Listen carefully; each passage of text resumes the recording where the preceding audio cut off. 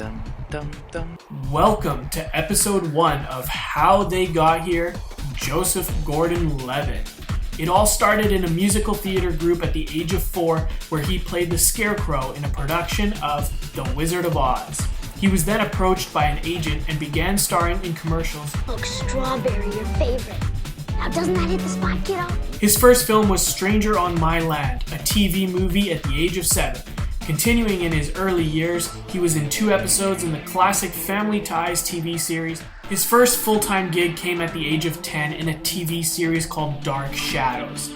He was in for all 12 episodes, but unfortunately, it only lasted 1 season. I scared you, didn't I? Now, skip through a few more projects and we arrive at Angels in the Outfield. We all remember this film, right? Danny Glover, Tony Danza, Christopher Lloyd, and oh yeah, Matthew McConaughey. If you don't recall, Gordon-Levitt was Roger Bauman. Gordon-Levitt went on to make 4 appearances on the popular TV series Roseanne from 1993 to 1995, and then came his big breakout. Oh, in Jehovah's name, poked my souffle!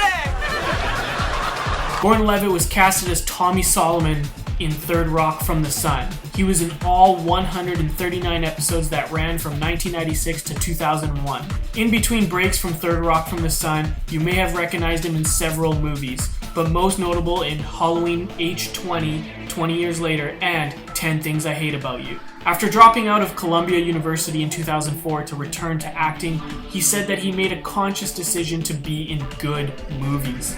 He also broke away from the mold of his television and film comedy supporting roles by appearing in a string of intense dramatic roles. In 2004, he starred in Mysterious Skin, where he played a gay prostitute and child sexual abuse victim. His next film was Brick, where he had the lead role of Brendan Fry, a teen who becomes involved in an underground drug ring while investigating a murder. Brick has a rating of 80% on Rotten Tomatoes. His next big role came in The Lookout, where he played Chris Pratt. Yes, seriously, that was his character's name and is in no relation to the actor Chris Pratt. His actor was a janitor who had brain damage involved in a bank heist. If you haven't seen it yet, give it a shot as Rotten Tomatoes scores it 87%. Also, a quick fun fact about his role in The Lookout: in order to play a brain-damaged man, Gordon-Levitt would not get much sleep and would then work out hard at the gym before filming to help him appear disoriented. Moving right along into 2008 and 2009, he starred in Stop Loss with Ryan Phillippe and Channing Tatum, Miracle at St. Anna, which was directed by Spike Lee, Uncertainty, which you could skip, and Kill Shot, which you could also skip.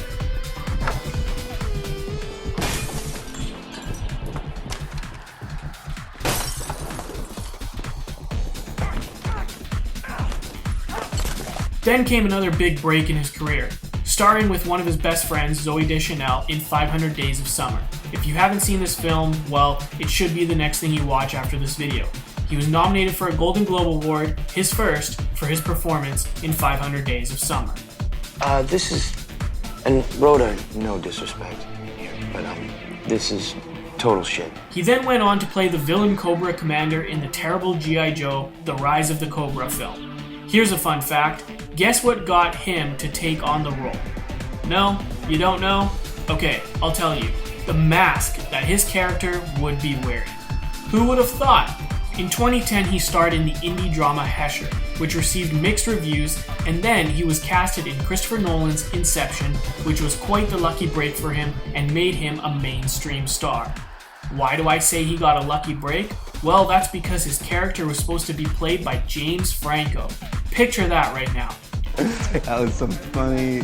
Oh, and remember that spinning hallway fight scene? Gordon-Levitt performed all but one of his own stunts. Impressive. Gordon-Levitt's next stop was 50-50. Another impressive film on his resume. He played a 27-year-old guy named Adam who learns of his cancer diagnosis and his struggle to beat the disease. In case you were wondering, yes, he did actually shave his head for the role. But did you know that James McAvoy was actually supposed to play Adam?